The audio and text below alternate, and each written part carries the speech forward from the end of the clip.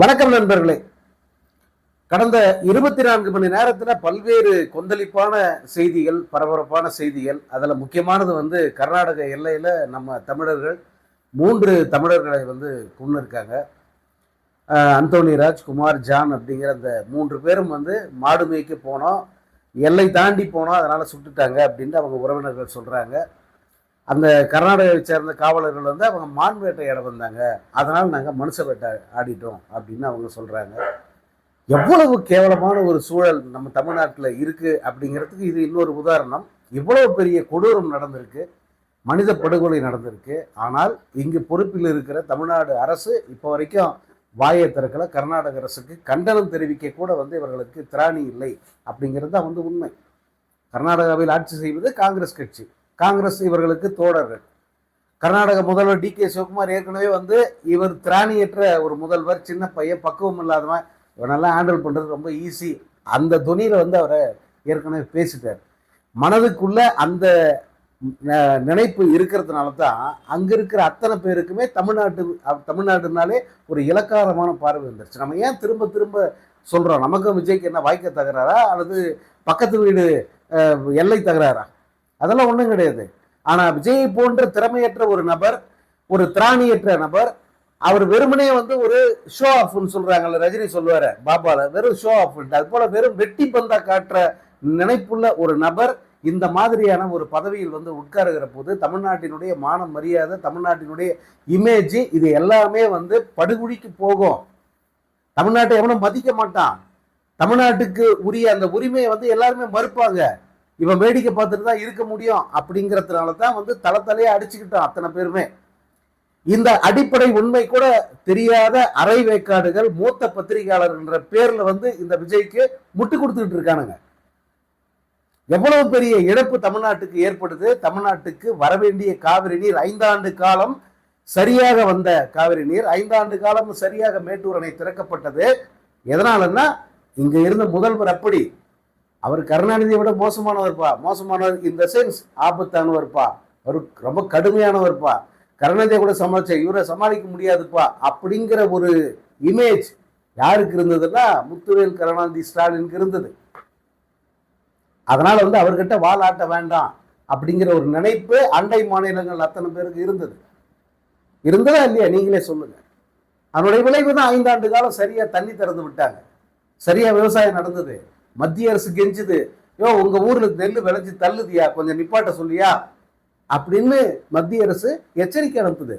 அந்த அளவுக்கு விவசாயத்தை செழிப்பா வச்சிருந்தாரு முன்ன இருந்த முதல்வர்.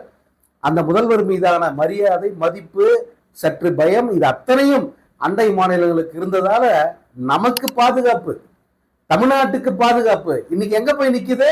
அண்டை மாநிலத்துல. என்ன வெவ்வேறு நாடு, அது எல்லையா பிரிச்சு வச்சிருக்காங்க.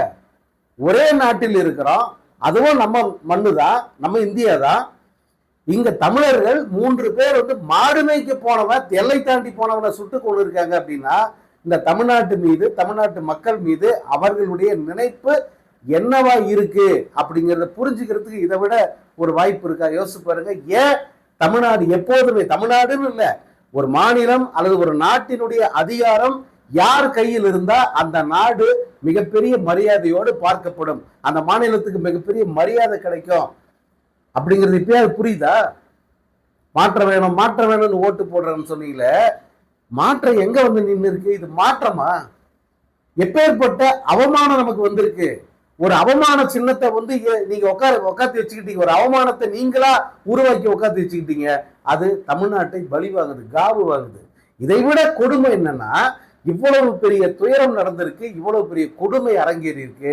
குறைந்தபட்சம் அந்த கர்நாடக அரசுக்கு கண்டனம் தெரிவிக்க கூட துப்பு இல்லாத ஒரு தமிழ்நாடு அரசு தான் இன்னைக்கு இங்க இருக்கு.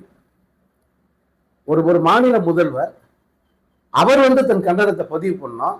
ஒரு அரசாக இந்த அரசு தன்னுடைய கண்டனத்தை பதிவு பண்ணணும், அவங்கள கேட்கணும், இதுக்கான நியாயம் என்னன்னு கேட்கணும், இதுக்கு என்னடா விசாரணை பண்றீங்கன்னு கேட்கணும், என்ன அவர்களுக்கு இழப்பீடுன்னு கேட்கணும்.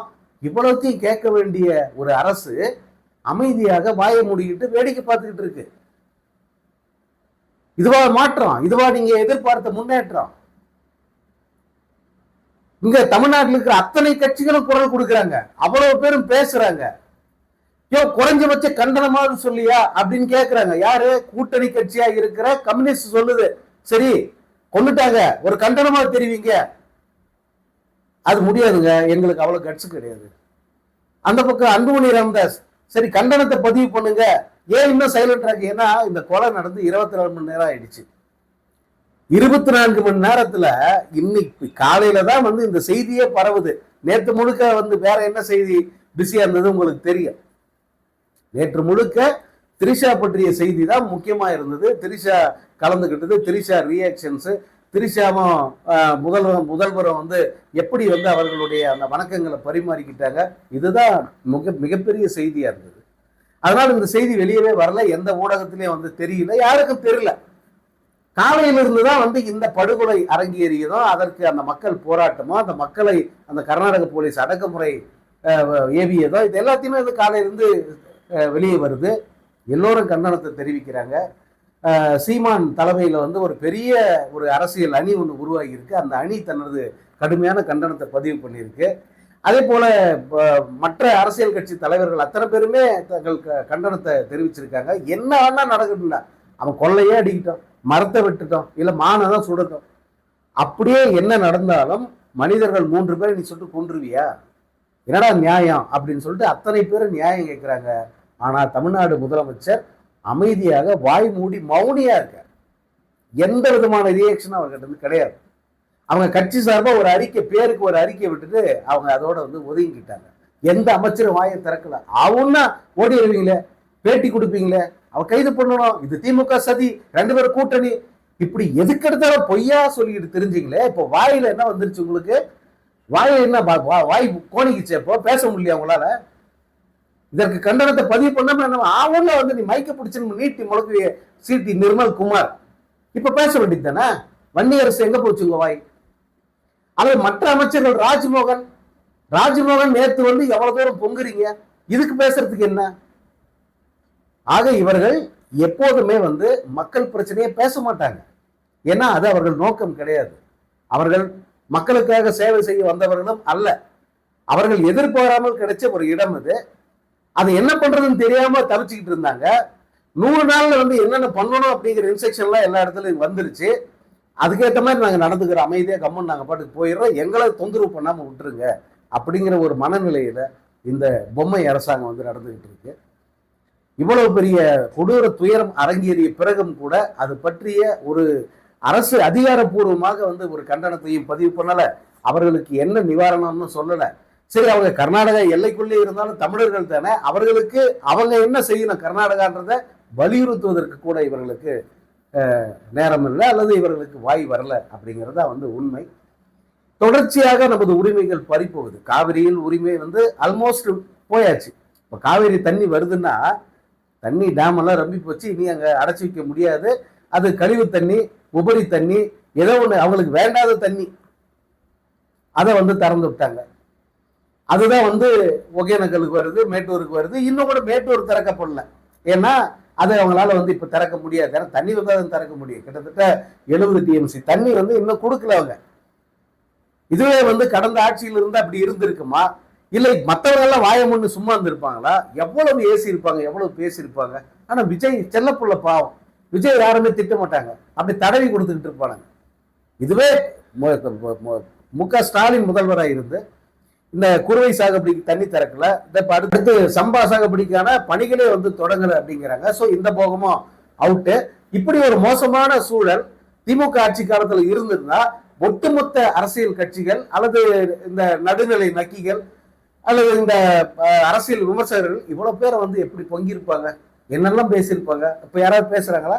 இப்போதும் அவங்க அந்த திரிஷா விஜய் இந்த தொடர்பான செய்திகள்ல இருந்தே அவங்களால வெளியே வர முடியல, அதுக்குள்ளே வாழ்ந்துகிட்டு இருக்காங்க. அந்த அளவுக்கு இந்த விஜய்க்கு முட்டு கொடுக்கறதுல இவங்க ரொம்ப ரொம்ப உத்வேகமா இருக்கிறத பார்க்க முடியுது. இது இந்த மாதிரியான ஒரு நிலை தமிழ்நாட்டுக்கு வந்துடக்கூடாது அப்படிங்கிறது தான் எல்லோருடைய ஒரு நோக்கமாக இருந்தது.